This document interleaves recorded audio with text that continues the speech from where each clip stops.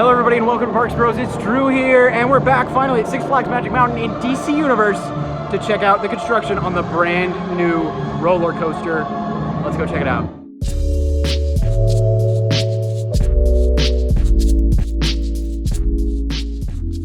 Starting over in DC Universe, where the former site of Green Lantern first flight was, there is a heck of a lot of change that we can already see. That exterior queue that was there last time we had an update, completely gone now. In addition to that, a lot of those bushes and trees have been taken out as well and now have been replaced with a lot of dirt, and it's looking like there will be a lot of electrical changes and potentially some supports over there for this brand new roller coaster. Something that's really easy to notice though is the fact that there are massive drills on site right now, and that's because they have been drilling over the past couple of weeks, getting those footings or footers ready to go for supports, hopefully very, very soon. So realistically, step one of that process is leveling, making sure all of that ground is at the right spot that it needs to be in for the coaster to work within the given dimensions of the already built track and supports, which is then followed by the drilling process,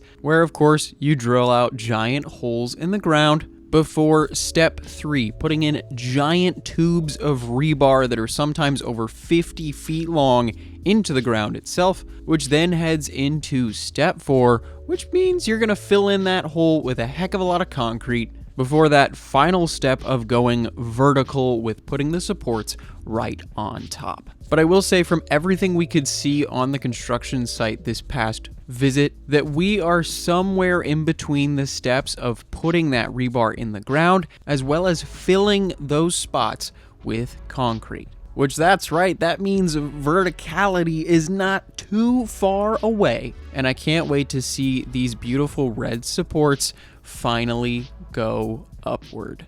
I will say we did not stop over by the track and supports on this visit, but it is easy to see them from the top of Drop of Doom as well as on Riddler's Revenge if you just look to the left while you're on the lift hill. But I did want to mention the fact that none of these pieces have been moved onto the site proper, but there were plenty of giant columns of rebar that we could see while riding Riddler's Revenge within the old plot of Tidal Wave. But speaking of Tidal Wave, I want to get over to the Metropolis section of the park. But just before we can do that, I did want to mention this massive potential change to DC Universe, and that is because Teen Titans Pizzeria has officially been walled off. Now, this could be potentially big news, whether they're retheming the pizzeria or potentially tearing it down. And in addition to Teen Titans Pizzeria being walled off, the lemonade stand has met that same fate. Although we at least expected that one, considering there were support markers pretty much right on top of it, at least from what we could witness within the past couple of months. And beside that, everything in DC Universe is looking amazing, including that gutted Green Lantern building. I'm very interested to see what exactly is going to happen over there, because that is really the only portion of that section of the land that is still not completely leveled or taken out yet. So I have a feeling they're going to be reusing that building in some way or another. But finally, let's go over to Metropolis and buy Riddler's Revenge as well as Justice League. I will say nothing has really changed in the Tidal Wave entrance area, but a heck of a lot has changed in the old spot of the ride itself. This is where we can get the best view of those footings being put into the ground properly, and some of them are already filled with concrete, which is fantastic news. And I will say it is completely remarkable the fact that those support columns will be literally there in a couple of months, so incredibly close to both the entrance for Justice League and Riddler's Revenge, and seeing what looks to be a type of turnaround right in that section made out of RMC Raptor track is going to be a beautiful snapshot of that area.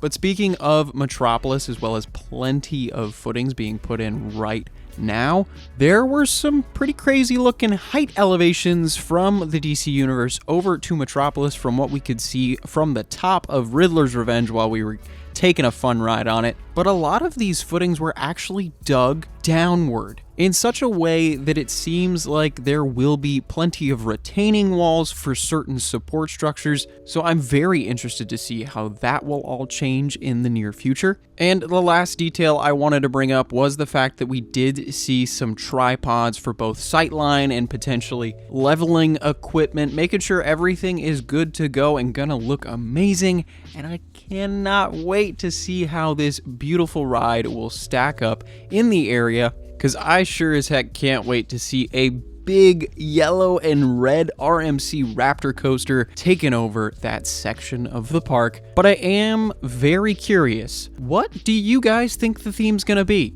Well, we know red and yellow is a famous color combo for quite a few DC characters, like Wonder Woman, Flash, Shazam, Robin, and heck, even Reverse Flash. But make sure to let me know down in the comments below what you guys think this ride is going to be themed to, because I'm very interested to see what you guys all are conjuring up in your minds. But with that all said, I wanted to say thank you all so much for watching. Make sure to subscribe if you have not yet, and go check out our brand new pins. The link will be in the description down below. And of course, if you haven't yet, make sure to follow us on Instagram, TikTok, Twitch, and of course, I wanted to thank you guys all for doing just that. But we will be back very soon with more Magic Mountain updates, as well as vlogs from all the parks in Southern California. But until next time, we'll see you on the next ride.